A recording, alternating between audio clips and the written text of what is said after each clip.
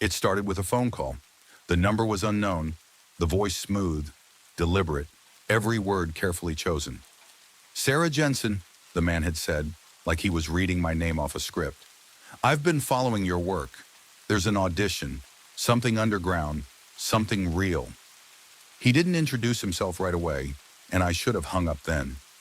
I should have asked how he got my number, why he was speaking to me like we already knew each other. But I didn't, because I was desperate. Because I wanted to believe that maybe, just maybe, this was the break I had been waiting for. Victor Langley. That was the name he gave me, his voice low and steady, full of quiet confidence. I didn't recognize it, but he spoke like I should, like he was someone important, someone who had the power to make or break a career. He told me about the project, experimental, immersive, something that would push boundaries. Come alone, like he had said, and I should have caught the warning hidden in those words. But I went. The warehouse sat at the edge of the city, surrounded by empty lots and crumbling buildings. The kind of place where the streetlights didn't work, and the air smelled like rust and rain. I hesitated outside the door, my fingers tightening around the strap of my bag. The address matched. The door was unlocked, but there was something wrong with the silence pressing against my ears, something unnatural about the way the darkness pooled around the edges of the building. Still, I stepped inside. The space was massive, stretching out like the hollowed-out ribs of a dead thing. The air was thick with dust, the scent of old wood, and something metallic clinging to the back of my throat.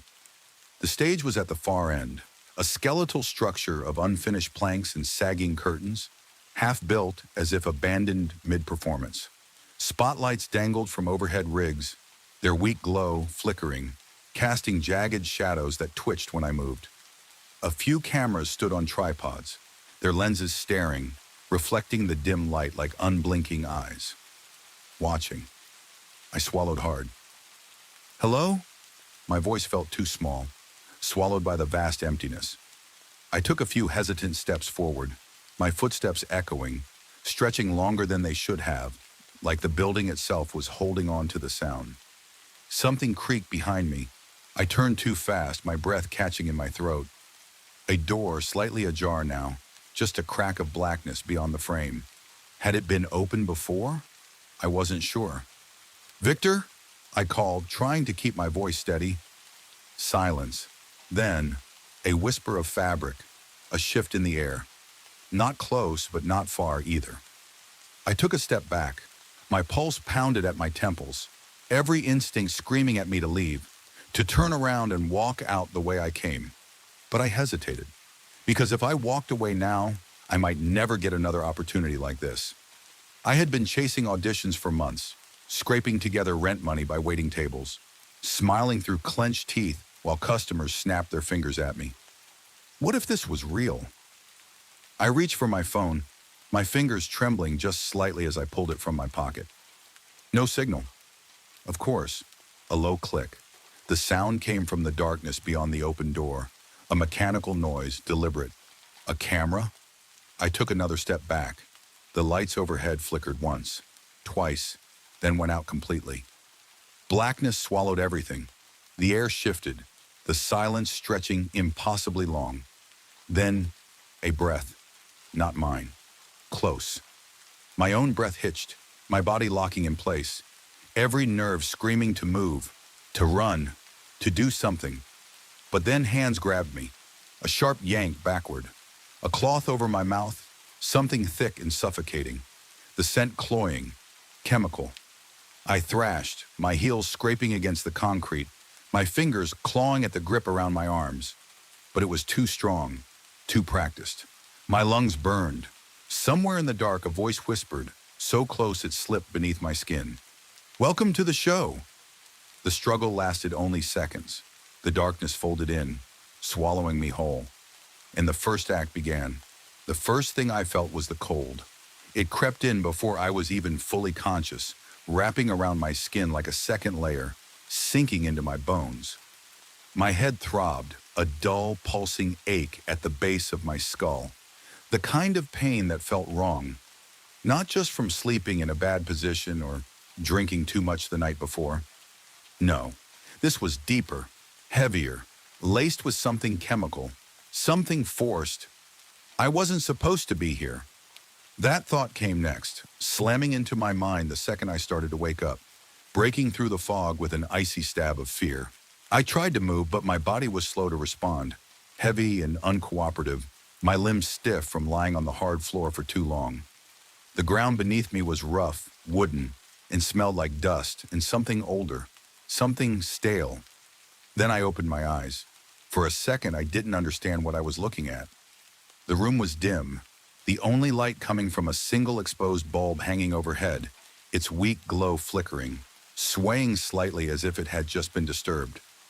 The walls were close, too close, pressing in on all sides, made of old, warped planks that looked as though they had been ripped from a decaying theater stage. Shadows pooled in the corners, thick and unmoving, and the air was filled with a scent that made my stomach twist. Something metallic, something wrong. I pushed myself up onto my elbows, and that's when I saw them. The shoes, rows and rows of them, lined up along the far wall, placed with careful precision as if waiting for their owners to return.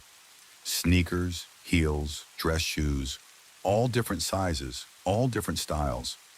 But it wasn't just the sheer number of them that made my skin crawl. It was the details. The way some were scuffed and worn, while others looked barely touched, as if they had only just been taken off someone's feet. The way some had dried mud clinging to the soles. The way a few were splattered with something darker, something that had dried into crusted patches against the leather. And some were too small. Children's shoes. My stomach clenched, and I forced myself to look away, my breath coming too fast, too shallow. This wasn't an audition. This wasn't some underground film project. I had been taken. I had been trapped.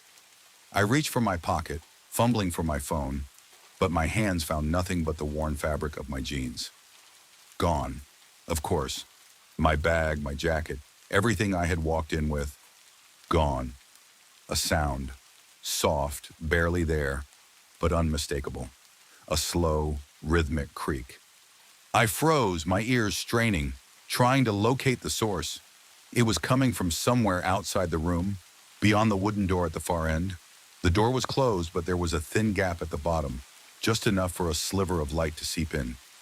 I forced myself to move, to crawl forward, ignoring the way my limbs trembled, the way my breath felt too loud in the thick silence. I reached the door and pressed my ear against it. Footsteps, slow, deliberate, pacing back and forth, each step accompanied by the faint creak of old floorboards. Someone was out there. And then, a voice, low, measured, almost amused. "You're awake." I jerked back, my pulse slamming against my ribs, my breath hitching. He was right outside the door. Victor. I squeezed my eyes shut for half a second, trying to steady myself, trying to think. I couldn't panic. Panic would get me killed. A soft chuckle. "I was wondering when you'd come to." The door handle rattled slightly, like he was testing it, like he was savoring the moment. "Most people wake up screaming. You didn't. That's interesting." I didn't say anything. A pause, then, "I know you're listening, Sarah." A slow, crawling chill spread through me at the sound of my name. "I want to show you something," he continued, his voice calm, patient, like a teacher explaining a lesson to a student. "You came here for a role, didn't you? For a performance?" A quiet hum, as if he was considering something. "You're going to get one. But first, I need you to understand what's at stake." I heard something shift, the faint rustling of fabric, the scrape of metal against wood. Then the door creaked open just an inch, just enough for me to see the edge of his silhouette, a sliver of dark clothing, a hint of movement. A hand reached through the gap, and something small, something smooth and hard, rolled into the room, coming to a stop just inches from my knee. I stared at it. A tooth. Not a prop. Not fake. Real. I scrambled back so fast I hit the wall, my breath coming in sharp, jagged gasps. Victor let out a soft sigh, the kind people made when they were disappointed but not surprised. "You'll want to stand up now," he said. "It's time for your first scene." And then the door swung open. He stood there, silhouetted against the dim light of the hallway beyond, his presence filling the space in a way that made it impossible to breathe. He wasn't large, wasn't physically imposing, but there was something about him, something in the way he carried himself, the way his head tilted slightly as he watched me, that made it clear. He was in control. He held something small between his fingers, something silver that caught the light. A scalpel, not a knife, not something crude or reckless, a tool meant for precision. My stomach twisted. Victor stepped forward, slow and unhurried, his eyes never leaving mine. "You're going to follow me," he said simply, "or I start cutting now." For a long, terrible moment, I couldn't move, but then I did, because I didn't have a choice. I stood on shaking legs, my entire body screaming at me to run, to fight, to do something, anything, but his gaze held me in place, a quiet, patient warning. He turned and walked out into the hallway, leaving the door open behind him. I hesitated, just for a second. Then I followed, and the show began. I stepped out of the prop room, my bare feet pressing against the cold, uneven concrete of the hallway beyond. The air was different out here, drier, filled with the scent of dust and something faintly metallic, like old blood soaked into the walls long before I arrived. The lighting was dim, flickering in places where exposed wires snaked along the ceiling, casting jittery, shifting shadows that seemed to move even when everything else was still. Victor walked ahead of me, his footsteps calm, measured, like he had all the time in the world. He didn't look back to check if I was following. He didn't need to. He knew I would, because there was no other option. My mind raced as I moved forward, my pulse a relentless drum against my ribs. I couldn't outrun him, not yet. I had seen the scalpel in his hand, the way he held it lightly between his fingers, as if it were an extension of himself.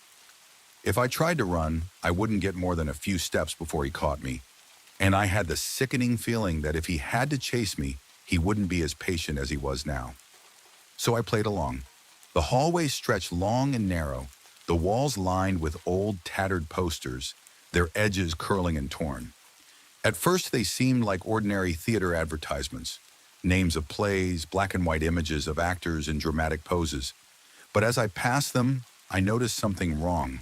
The faces were scratched out, not scribbled over with ink or paint, but gouged out entirely, deep slashes that carved away the eyes, the mouths, leaving nothing but faceless figures frozen in mid-performance. I swallowed hard, forcing myself to keep moving. Victor finally stopped at the end of the hallway, beside a heavy wooden door with a tarnished brass handle. He placed a hand on it, then glanced back at me for the first time since we left the prop room. His gaze was steady, searching, as if he was waiting for something.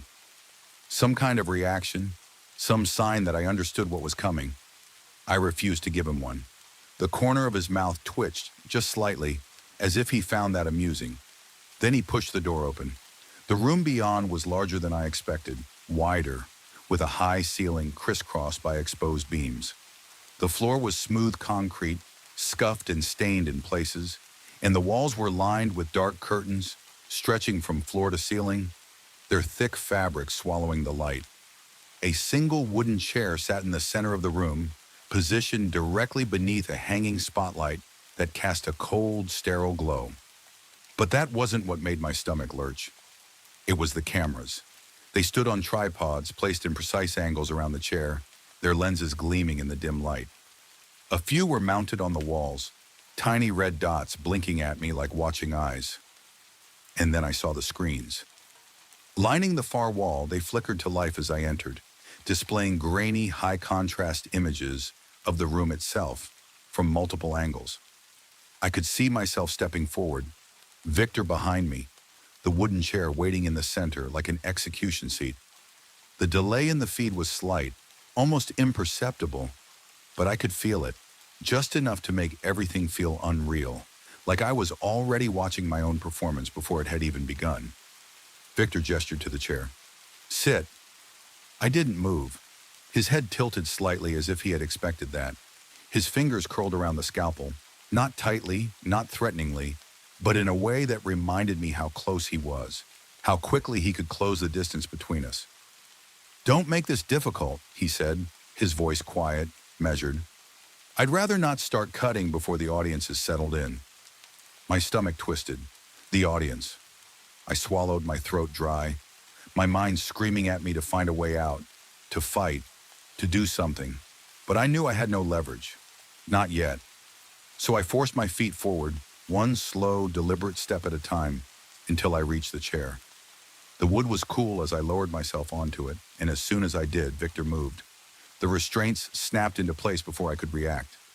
Thick leather straps wrapping around my wrists, my ankles, securing me to the chair with practiced efficiency. He didn't struggle, didn't fumble. He had done this before.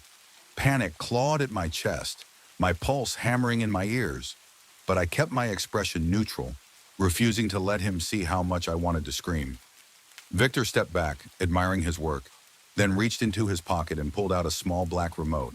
He pressed a button, the camera's whirred adjusting, and then the sound started.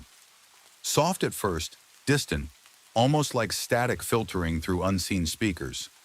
Then it grew louder, stronger, forming a low, rhythmic murmur. Whispers. I tensed. The screens flickered again, the images shifting, and suddenly I wasn't the only thing being broadcast. There were messages, lines of text scrolling rapidly at the bottom of the screens, dozens of them, then hundreds, updating so fast they blurred together.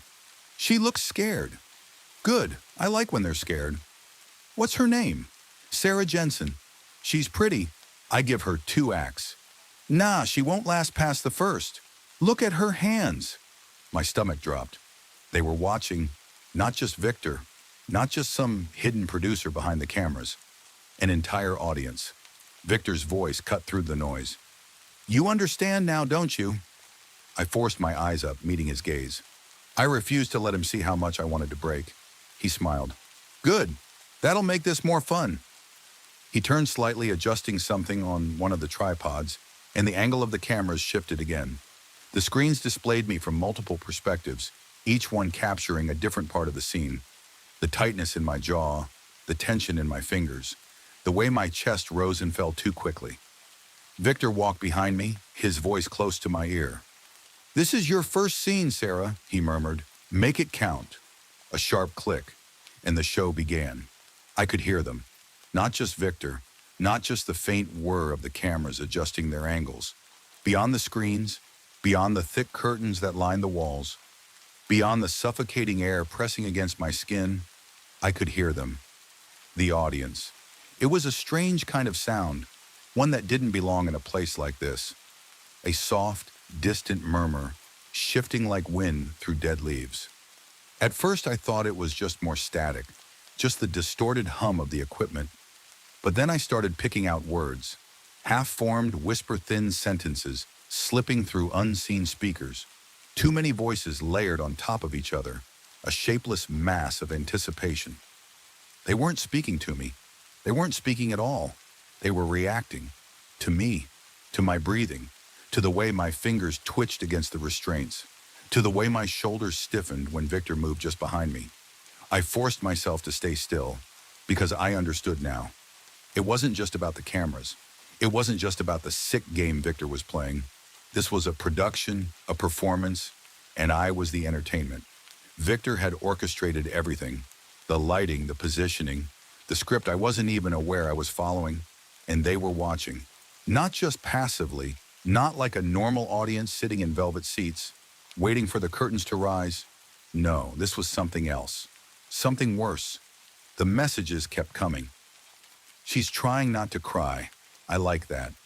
She still thinks she has a chance. Make her talk. I want to hear her beg. How long until she breaks? Victor let out a soft sigh, his fingers drumming lightly against the back of the chair.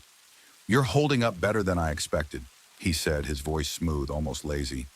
Most of them, he gestured vaguely at the screens, as if referring to all the people who had come before me. Start crying as soon as the audience gets involved. I said nothing. I was still trying to process what this was. The cameras, the chat, the countdown still ticking in the corner of the screen.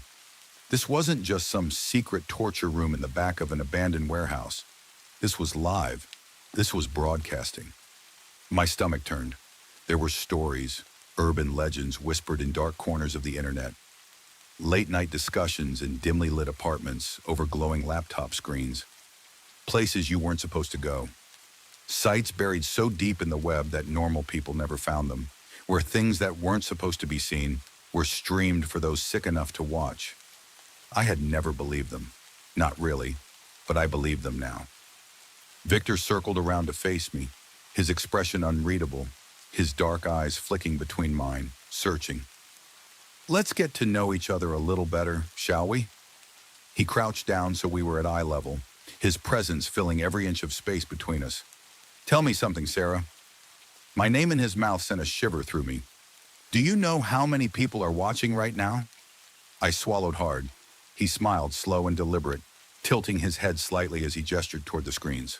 "Go on. Take a guess." I didn't want to look. I didn't want to know. But I did. And what I saw made my breath catch. The number sat in the top right corner of the screen, bold white text against a deep black background.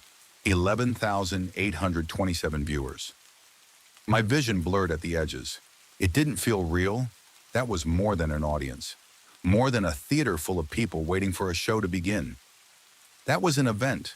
A gathering of thousands, hidden behind anonymous usernames. Faceless spectators placing bets, sending comments, waiting for something to happen. Something to be done to me. I clenched my jaw, forcing down the rising wave of nausea, forcing myself to breathe evenly. Victor watched me with open amusement, like he was watching a child piece together the rules of a game they had already lost. "Surprised?" he asked. "Don't be. You're the star tonight, Sarah. The main attraction."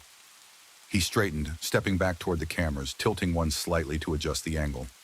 "The audience loves a good performance," he continued, as if this were a simple matter of fact. "They love tension, anticipation. They love seeing the moment someone realizes there's no way out." I gritted my teeth, my pulse slamming against my ribs. He wanted me to break. That was what they were waiting for. They wanted to see me shatter, to beg, to scream, but I wouldn't give them that. I couldn't. Victor leaned against the edge of the table, tapping a finger against his chin, considering. "You haven't said much since you woke up," he observed.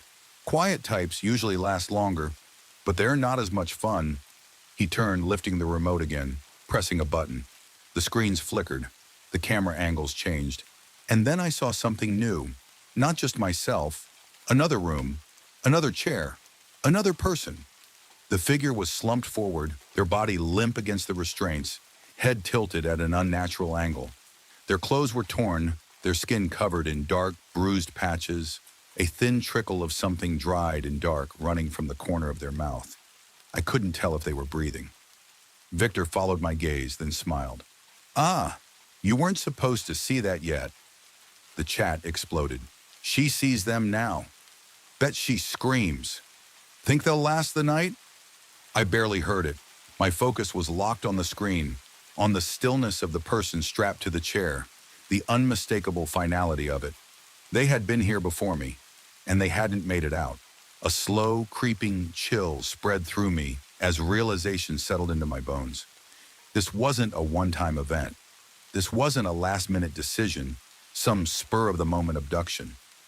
This was a cycle, a system, a business. Victor stepped closer, his voice lowering to a near whisper. "This is the part where you realize what you are." I clenched my fists. "Property," he murmured. "A piece of the show." No, I refused to let that be true. I wasn't just another name, another body strapped to a chair, waiting for someone to decide my fate. I was getting out of here. Victor's fingers curled around the back of my chair, his grip firm, his breath warm against my skin. "Let's start the next scene, shall we?" The countdown on the screen kept ticking down. 4 minutes. 3. I was running out of time. Time was slipping away, each second bleeding into the next. The countdown on the screen ticking lower and lower, pushing me toward an ending I didn't understand, but one I knew wouldn't be in my favor. The weight of the straps around my wrists and ankles felt heavier, tighter, as if they were slowly pulling me deeper into the chair, into this sick performance. My heart pounded so hard it felt like it was trying to escape my ribs, but I forced myself to breathe, to stay focused, to find something, anything, I could use to my advantage. Victor was watching me, his expression calm, expectant, as if he already knew exactly how this was going to play out. Maybe he did. Maybe he had done this so many times before that every reaction, every desperate attempt at escape had become predictable, routine.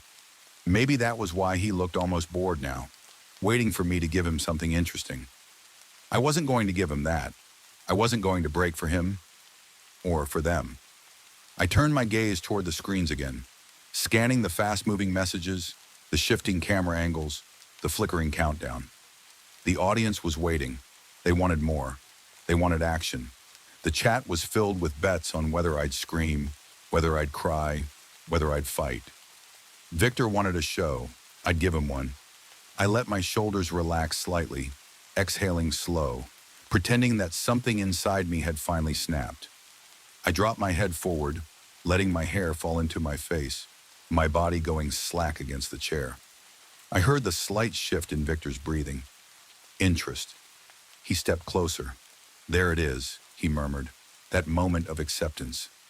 I didn't move, didn't respond, but my fingers were moving. The buckle around my right wrist was old, worn down, the leather stiff and cracked. I could feel the weak point, the place where it was fraying, where the edge had started to curl. My nails dug into it, pulling, working the strap loose millimeter by millimeter, careful not to make any sudden movements. Victor leaned down slightly, his fingers brushing the side of my face, tilting my chin up so he could look at me properly. His touch was gentle, almost thoughtful, like an artist inspecting a piece before making the first cut. There's beauty in surrender, he said softly, but there's more beauty in... I moved before he could finish the sentence. With everything I had, I wrenched my right hand free, the leather strap snapping apart, the buckle clattering to the floor. Before Victor could react, I grabbed the scalpel from his hand, twisting it out of his grip, the blade catching the light for a fraction of a second before I drove it forward. He jerked back just in time. The scalpel barely grazed him, slicing through the sleeve of his dark shirt, but it was enough to send him stumbling. His foot caught on the edge of the chair, throwing him off balance for the briefest moment. I didn't hesitate. I lunged forward, yanking my other wrist free, ripping at the straps around my ankles. My breath was ragged, adrenaline flooding every inch of my body, my vision narrowing to a single point: the door. Victor recovered fast, his calm mask cracking just slightly, frustration flickering across his face as he reached for me. "You shouldn't have done that." I ran. The room blurred around me, the sound of the audience in the speakers turning into a frantic roar, excitement buzzing through the chat as I sprinted for the hallway. "She's running. Oh, this is good. He's letting her think she can escape." I didn't care. I didn't look back. I tore down the hallway, the cold air burning my lungs, my bare feet slamming against the concrete. The old posters on the walls blurred past me, faceless figures staring from the tattered paper, watching, waiting. I knew Victor was behind me, knew he was fast, knew that if he caught me, the next scene would be something far worse than what he had planned before.